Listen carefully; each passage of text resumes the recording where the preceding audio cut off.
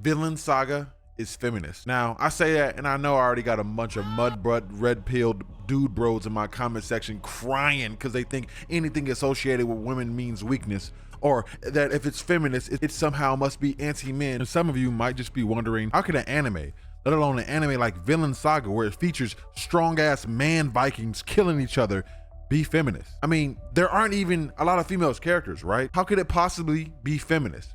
Well, because Vinland Saga takes the traditional norms of masculinity, flips it on its head, and redefines what it means to be a man. And even more so, shows how falling into the mold of traditional roles of masculinity can be very toxic, not just for those around you, but for yourself. This is not to say men are inherently bad or that masculinity in itself is bad. The Vinland Saga is not a condemnation of masculinity. It is an illumination of masculinity, a beacon guiding both men and boys toward a more enlightened existence.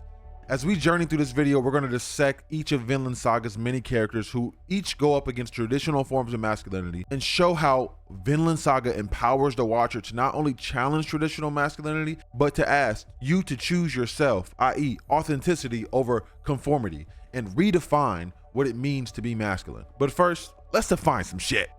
What is feminism? Feminism can be described as a range of movements and ideologies that seek to establish political, economic, social, and personal equality of both sexes, meaning all the ways in which men suffer under society due to the socio-cultural constraints of gender roles. Feminism also seeks to change. Due to patriarchy and sexism, both women and men are trapped in predetermined boxes of how they must behave that dehumanizes both of us and causes us to betray ourselves or face great shame from society. What is masculinity? It's a socially constructed idea of what it means to be a man. And when I say socially constructed, I literally mean old oatmeal built niggas got in a room and decided a long time ago what it means to be a man. And over time, it has changed. Like at one point, they had men wearing dusty ass wigs and dresses and even heels. At one point, it was even seen as masculine to cry and beg for women. Yeah, that's right. Simping used to be masculine. Let that sink in. Masculinity is seen as today, as many times over history, projecting qualities that show strength, stoicism, toughness,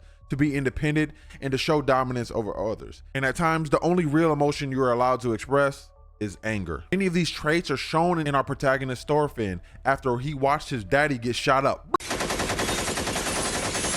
Sorry, I couldn't help it. But even before then, we can see that his beliefs are embedded into the very society that Thorfinn grows up in. As the young boys in the village play warrior and cheer as the warriors set off to war, all of them wishing to one day be warriors themselves. So our boy, Thorfinn, like many young boys in real life, was set up from failure to begin with, as our society has conditioned him to already see masculinity as a certain way. And more importantly, that is the mold in which they must feel in their society in order to be considered a man. So after the death of his father, Thorfinn seeks to get revenge in the only way he knows how, like a warrior, or what he knows to be a warrior. He tries his best to fit the mold of what he believes to be a man, and as a result, he causes great harm to innocent people and himself. These acts of violence begin to eat away at him slowly, and when he loses his purpose, the very object of his revenge, he is forced for the first time to look within and face the monster that he was and the atrocity of his past. To be quite honest, up to this point, our boy Thorfinn was literally a mass murderer, a terrorist, if you will, a certified Avenger level threat. And ultimately, he had to face that reality. And after he hits rock bottom, that's when he remembers the image of his father, or his fathers, and begins to discover what it means to be a true warrior who no longer needs a weapon or feels compelled to be a weapon of war. A true warrior's only battle is the one against himself and the system that creates the monsters in his society. Thorfinn seeks to take his past sins with him and to spend the rest of his life becoming the opposite of what he was molded to be. He becomes a pacifist and seeks to create a world without war and slavery, going against the very system his current world is built on, declaring that in the whole world he has no enemies. God damn, this is so fucking peak. But not only is it peak, this is what it means to be a feminist man. This revelation to the harm you have contributed to yourself and or society as you feel the gender role that society left for you. And a dedication to tear down toxic form of masculinity to create a better world is feminism. This is what feminist scholars like Bell Hooks in her book, A Will to Change Men and Masculinity she writes how patriarchy enforces rigid gender roles that can be oppressive for both women and men. She emphasizes the importance of liberating men from the constraints of toxic masculinity. But unlike feminist scholars, the clever thing about Vinland Saga, it manages to be feminist and speak of the liberation of men without ever saying controversial words like patriarchy, toxic masculinity. It's masterful, as young boys have already taken a liking to Thorfinn in Vinland Saga.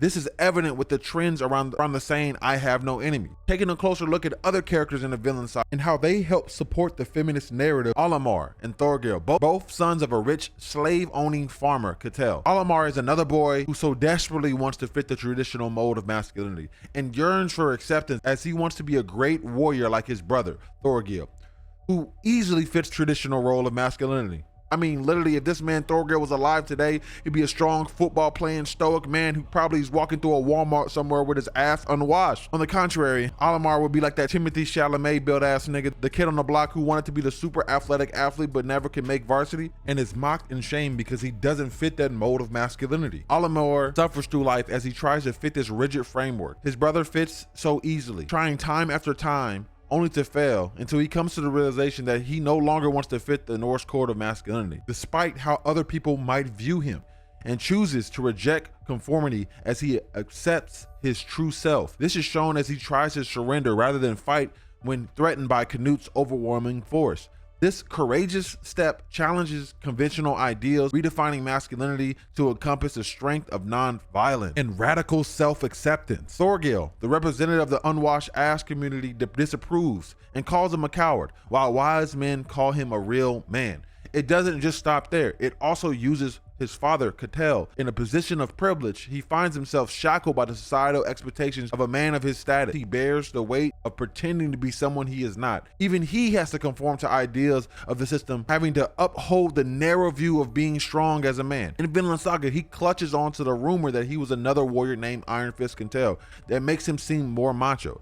Canute feels like he has to be a dominant, feared leader to hold on to his power and safety, despite how this is not in his character at all. This relentless pursuit to uphold this image of masculinity is eating away at him. And because of this, he suffers on the inside and eventually takes all his anger out on who he loves the most. Also, we cannot forget Godar, to whom much of the season was dedicated to. We catch Godar as him and his wife have already become slaves. This fire crotch warrior pissed me off the most, because he literally had it all: a wife, his son, a home, and he threw it all away because some nigga down the block came up on some iron, some fucking rocks. Then he had the audacity to tell his wife and his son he was going off to the war to protect them. Like, bruh, if you wanted to protect your kin, why didn't you stay your raggedy ass in the house? Because not only did he catch an L at war and end up in slavery, but back home, his wife was captured and also put into slavery, and his son was killed. All because he was so lost in the sauce of fitting into the Nordic framework of masculinity. This gotta be on the top 10 anime betrayals of all time. Not just for him, to himself and his family, but to his raggedy ass friends. They literally pulled up to his house, egging him on to go to war. This is the definition of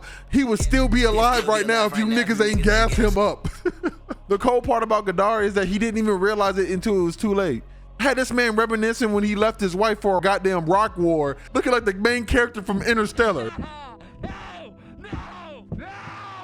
No, don't go, face ass. This is a cautionary tale of what it means to fit traditional roles of masculinity and go against what really matters to you, which for Godar, at the end of the day, was his family. Last but not least, there is Canute, the young, feminine-looking prince who starts out the anime the opposite of Thorfinn, a young, emotional boy who fears combat. Over the course of 2 seasons, he is molded into the stoic, cold, calculating man that resembles his father, coming head-to-head with Thorfinn, who has become an emotional, empathic warrior that resembles his father. Their 2 forms of masculinity come head-to-head, and Vinland Saga goes out of its way to show how ominous Canute's version of masculinity is. I mean, they literally have a head of his dead evil daddy floating over his shoulder, whispering sweet nothings about the curse of the crowd that would only lead him to death and destruction and isolation. This confrontation is both literally and a metaphorical, philosophical battle of their beliefs, and Thorfinn's ideology ends up changing Canute for the better, where once we saw a cold, calculating man who was down the path to be just like his father, he ends the war and relinquishes power of England